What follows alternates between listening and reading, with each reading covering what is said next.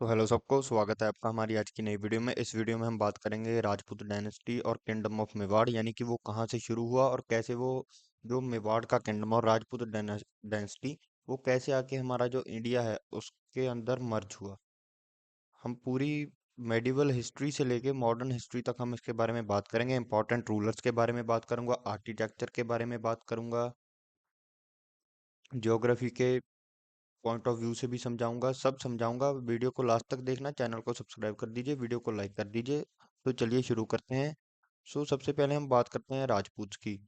जो राजपूत है ये एक वॉरियर क्लास थी मेडिवल इंडिया की, यानी कि जो मेडिवल इंडिया में इनकी जो इन्फ्लुएंस है वो तब बढ़ी जब इन्होंने अपनी बहादुरी से जो है इन्वेडर्स, यानी कि जो हमारे देश पे हमला करते थे, जो बाहर से आने वाले लोग, उनके खिलाफ जो इन्होंने अपनी बहादुरी से लड़े ये। और इनकी औरतें भी इतनी दिलेर थी कि वो जौहर करती थी, यानी कि जौहर एक प्रथा थी हमारे राजपूत समाज में, हमारे लोगों में, पुराने समय में जो हमारे राजपूत भाई हैं उनमें, कि जो अगर हमारा देखिए ये अगर एक राज्य है, इस पे किसी इन्वेडर्स ने हमला कर दिया, तो जो राजपूत होते थे वो सरेंडर नहीं करते थे। अगर वो ज्यादा पावरफुल हैं, वो लड़ते लड़ते जो आदमी थे वो तो वैसे मर जाते थे। और जो औरतें थी वो दुश्मन के सैनिकों से खुद को बचाने के लिए एक बड़ी सी, हम कह सकते हैं, आग जला के उसमें खुद ब खुद है जो कूद के सुसाइड कर देती थी। उस प्रथा को जौहर प्रथा कहा जाता है। और जो मेवाड़ का जो राजपूत डायनेस्टी है वो ये तब पावर में आई जब गुप्ता जो एम्पायर है वो खत्म हुआ। तो चलिए चलिए अब हम बात करते हैं फॉर्मेशन की। जो है राजपूत का ओरिजिन, ये बहुत ही ज्यादा डिबेटेबल इशू है, यानी कि कोई कुछ कहता है, कोई कुछ कहता है। कोई थ्योरीज कहती हैं कि ये कश- जो क्षत्रिय वर्ण है एंशियंट इंडिया से, वहां से ये जो है निकला है। और फिर ये जो लोग हैं ये अपने अपने कबीलों में रहते थे, अलग अलग क्लैंस में। जो राजपूत टर्म है ये जो है सिक्स्थ और ट्वेल्थ सेंचुरी क्राइस्ट एरा, यानी कि 6वीं और 12वीं सदी में ये जो है ये इन्फ्लुएंशियल हुए, पावरफुल हुए, जब जो है गुप्ता एम्पायर जो है वो डिक्लाइन हो गया था। और इनका जो इन्होंने जो है छोटे छोटे किंगडम्स जो हैं वो फॉर्म किए थे, जैसे कि मेवाड़ किंगडम, मारवाड़, बुंडाली, कोटा और बीकानेर। और जो राजपूत का जो हम कह सकते हैं रूल का एरिया था, यानी कि जहाँ पर इनकी अथॉरिटी चलती थी, वो था हमारे आज का, हम इंडिया में कहें तो राजस्थान, गुजरात, मध्य प्रदेश, उत्तर प्रदेश और कुछ हिस्से जो हैं पंजाब के, जो आज भी राजस्थान बॉर्डर से लगते हैं। और वहाँ पे कुछ जो है कल्चरल सिमिलैरिटीज भी हैं। और ये जो है एक फ्यूडल सिस्टम फॉलो करते थे, यानी कि जो जैसे कि ये हम कह सकते हैं, जो हमारा आप यहाँ पर देखिए जैसे मेवाड़, मारवाड़, कोटा है, ये जो है इंडिपेंडेंट किंगडम्स हैं, यानी कि ये अपना अपना एरिया कंट्रोल करेंगे। पर अगर इनमें से किसी पे हमला होगा तो ये इकट्ठे होकर उसका सामना करेंगे, जैसे कि इन्होंने मुगलों के साथ भी किया और अंग्रेजों के साथ भी किया और जो बाकी इन्वेडर्स थे उनके साथ भी किया। अगर हम बात करें इंपॉर्टेंट एरियाज जो राजपूत रूल के थे, वो थे सबसे पहला जो मोस्ट मेन जो है मेवाड़।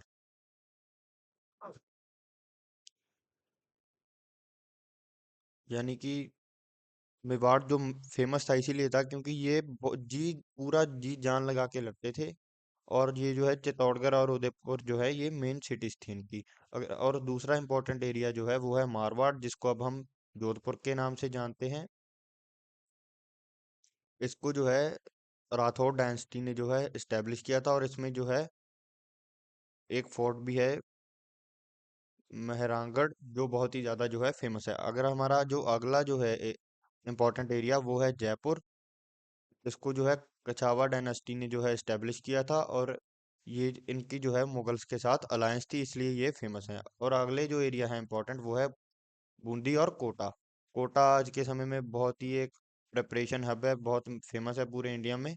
इसको जो है इसको चौहान्स ने जो है इस्टेब्लिश किया था। और ये जगह जो है अपनी कुछ जो है आर्किटेक्चरल प्लेसेस और जो किले हैं उनके लिए मशहूर है। और बीकानेर और जैसलमेर, ये दोनों प्लेसेस जो हैं ये जो है राजस्थान के टूरिस्ट हॉटस्पॉट्स में भी आता है। इसको जो है भट्टी राजपूत ने जो है इस्टेब्लिश किया था। और इस जगह की जो खासियत थी, एक तो यहाँ पर ट्रेड बहुत होता था, और जो डेजर्ट वॉरफेयर, यानी कि यहाँ के रेगिस्तान में लड़ाइयाँ होती थी, वो भी इस एरिया को जो है इसका एक पॉइंट बनाती हैं। अगर हम बात करें कुछ जो है नोटेबल रूलर्स, यानी कि जिनसे आपका एग्जाम आता है, उनके बारे में हम बात करेंगे। सो सबसे पहले हम बात करेंगे भप्पा रावल की। इन्होंने जो है मेवाड़ डायनेस्टी को जो है फाउंड किया, यानी कि ये फाउंडर थे भप्पा रावल, जो मेवाड़ डायनेस्टी के फाउंडर्स थे। और और जो मेवाड़ डायनेस्टी है उसको जो है एक्सपेंड करने में भी इनका बहुत बड़ा हाथ है, यानी कि योगदान है। अगर हम अगले राजा की बात करें जो रूलर की, वो है रवल रतन सिंह, जिनके ऊपर हम आपने एक मूवी भी देखी है, यानी कि सीज ऑफ चित्तौड़गढ़। जब अलाउद्दीन खिलजी ने जो है चित्तौड़गढ़ के किले को चारों तरफ से घेर घेर लिया था, और इनकी जो पत्नी थी रानी पद्मिनी, उनको भी आपने एक मूवी में देखा होगा। अगर आपको मूवी का नाम पता है तो कमेंट कर दीजिए। और अगर हम बात करें महाराणा कुंभा की, और इन्होंने जो है एक विजय स्तंभ भी बनाया था, जिसके कारण वो विजय स्तंभ जो है वो चित्तौड़गढ़ में है, और जिसके कारण जो है महाराणा कुंभ जाने जाते हैं। और बहुत सारे इन्होंने मंदिर भी बनवाए थे, और जो किलाबंदी भी की थी बहुत सारी जगहों की। अगर हम आगे बात करें तो आगे बात कर रहे हैं महाराणा संगा की, जिन्होंने जो है बहुत सारे जो है राजपूत क्लैंस उनको इकट्ठा किया था मुगलों के खिलाफ जंग लड़ने के लिए, और इन्होंने जो है बाबर के खिलाफ बहुत ही बहादुरी से एक युद्ध लड़ा था। और उस युद्ध को अब कहा जाता है बैटल ऑफ खानवा। इसके बारे में हम एक और वीडियो में स्पेशली बात करेंगे, बाबर वाली में, जिसमें मैं आपको समझाऊंगा इस सारे बैटल के बारे में। इस बैटल को जो है लीड कर रहे थे वो थे महाराणा संगा। और फिर आते हैं महाराणा प्रताप, जिनको सभी जानते हैं, जिन्होंने जो है अकबर के खिलाफ बहुत ही जी तोड़ लड़ाई की थी, और सब बहुत ज्यादा मशहूर जो है जंग लड़ी थी, जिसको कहा जाता है हल्दी घाटी का युद्ध, यानी कि बैटल ऑफ हल्दी घाटी। और इनके जो गुरिल्ला वॉरफेयर टैक्टिक्स टैक्टिक्स थे, यानी कि दुश्मन अगर बड़ी संख्या में है तो एकदम से आओ, दुश्मन पे हमला करके खत्म करके जाओ, और फिर किसी जगह पे छुप जाओ। ये महाराणा प्रताप इस चीज में एक्सपर्ट थे। और ये जो है मुगलों पे हमला करते थे और फिर जाके पहाड़ियों में छुप जाते थे। और इन इन और ये जो है मेवाड़ में, और इनको इंडिया में भी, हम जो इंडियन सब कॉन्टिनेंट कह सकते हैं, महाराणा प्रताप बहुत ही इन्फ्लुएंशियल जो है उस समय के वहाँ पे लीडर थे। अगर हम बात करें आगे के रूलर की, जो है महाराणा राज सिंह, इन्होंने जो है औरंगजेब की जो कट्टर धर्म नीतियां थी उनका जो है विरोध किया था, औरंगजेब की कट्टर धर्म नीतियों का। और जो है इन्होंने मंदिर बनवाए थे, और जो है हिंदू कल्चर उसको प्रमोट किया था। और अब हम लास्ट में बात करेंगे महाराणा भुप्पल सिंह, यानी कि जो आखिरी राजा थे, यानी कि इस समय तक जो है जो मेवाड़ का किंगडम था या वो राजपूत डायनेस्टीज थी, वो सिर्फ एक प्रिंसली स्टेट्स बन के रह गई थी। और वो प्रिंसली स्टेट्स जो है फिर वो इंडिया में 1947 में जो है इंडिपेंडेंट इंडिया में जो है वो मर्ज हो गई।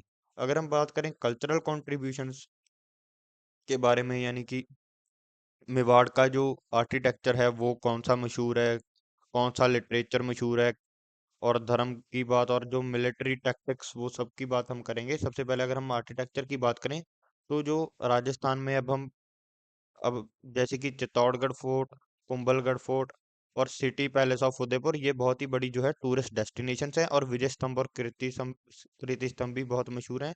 और जगदीश टेम्पल जो है उदयपुर में बना हुआ है, वो भी बहुत सुंदर है। अगर हम बात करें आर्ट एंड लिटरेचर की, तो एक Mewar school of miniature painting, यानी कि छोटी पेंटिंग जो कपड़ों पर भी होती है, उसकी बात की गई है यहाँ पे। और जो लिटरेचर है वो लिटरेचर ज्यादातर जो है वो हिंदी में लिखा जाता था या संस्कृत में। अगर हम बात करें रिलीजियस कंट्रीब्यूशन की, तो जो है इस किंगडम में जिक्र होता है एक संत का, जिनका नाम है मीराबाई। और ये जो थी ये बहुत ही बड़ी जो है भगवान कृष्ण की भक्त थी। और इनके राज के दौरान बहुत सारे मंदिर जो थे वो भी बनाए गए थे, और जैसे कि गुरिल्ला टैक्टिक्स के बारे में मैं आपको बता चुका हूँ, इनके ये भी बहुत ज्यादा मशहूर थे। और ये जाने गए थे अपनी जो है रेजिस्टेंस के दौरान, यानी कि जो है ये बहुत दलेरी से लड़ते थे। पहले तो ये जो है दिल्ली सल्तनत के खिलाफ लड़े, फिर उसके बाद ये मुगलों के खिलाफ लड़े, फिर ये ब्रिटिश रूल के खिलाफ लड़े। ये इतनी पीढ़ियां ये लड़ते ही रहे, जो लोग बाहर से आते थे उनके खिलाफ। अगर हम बात करें लिटरेचर और टेक्स्ट की, सो जो राजपूत कोर्ट था उसमें एक पोइट्री का काम है, यानी कि जिस पोइट्री को लिखा था चंदा बारदाई ने।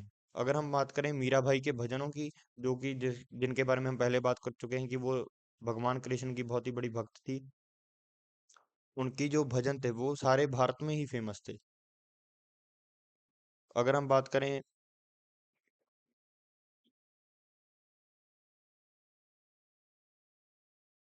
काना दाड़े प्रबंधा की, तो इसमें जो है जो अलाउद्दीन खिलजी और राजपूतों के बीच की जो लड़ाई थी उसकी बात की गई है इसमें। और जो annuls and antics of Rajasthan है, इसमें जो है जेम्स कर्नल जेम्स ने राजपूत हिस्ट्री ट्रेडिशन के बारे में सब कुछ डॉक्यूमेंट करके लिखा है एक डॉक्यूमेंट्स इसमें। अगर हम बात करें कि डाउनफॉल कैसे हुआ, एक तो डाउनफॉल का बड़ा कारण ये है क्योंकि अगर एक किंगडम अगर बार बार वो लड़ाई में लड़ता ही रहेगा तो उसके पास जो है उसके जो रिसोर्सेस हैं वो जंग में ही लग जाएंगे और वो जो है बहुत वीक हो जाएगा। देखिए सबसे पहले तो जो है कांस्टेंट बैटल्स, यानी कि ये बार बार लड़ते रहे। पहले ये दिल्ली सल्तनत के खिलाफ लड़े, फिर मुगलों के खिलाफ लड़े और फिर ब्रिटिश के यानी कि गोरों के खिलाफ लड़े। और दूसरा पॉइंट है लॉस ऑफ चित्तौड़गढ़, यानी कि चित्तौड़गढ़ जो है मेवाड़ किंगडम को बारी बारी हारना पड़ा।